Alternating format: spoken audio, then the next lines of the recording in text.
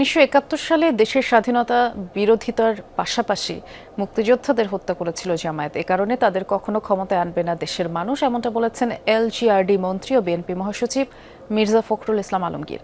দুপুরে তার নিজ জেলা ঠাকুরগাঁয়ে পরিত্যক্ত বিমানবন্দর পরিদর্শন শেষে বিএনপি আয়োজিত এক সংবর্ধনা অনুষ্ঠানে মন্ত্রী বলেন, কিছু দল ও গোষ্ঠী জনগণকে বিভ্রান্ত করতে চায়। বিএনপি জুলাই সনদ বাস্তবায়ন করতে চায় না, এমন অপপ্রচার চালিয়ে মানুষকে ভুল বোঝানো হচ্ছে, অথচ জুলাইয়ের প্রতিটি শর্তই পালন করছে বিএনপি। আর যে বিষয়গুলো সম্ভব নয় তখন সেগুলো নোট অফ ডিসেন্ট দেওয়া হয়েছিল।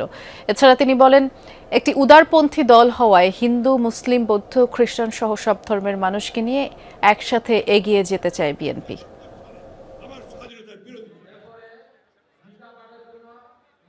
এই দেশের মানুষ জামাতকে ক্ষমতায় আনবে না, খুব পরিষ্কার কথা। কেন? এই জামাত ইসলাম 1971 সালে আমার স্বাধীনতার বিরোধিতা করেছিল, আমাদের যারা যোদ্ধা ছিল, মুক্তিযোদ্ধা ছিল, তাদেরকে হত্যা করেছিল, আমাদের মা বোনদের সংগ্রাম বিনষ্ট করেছিল।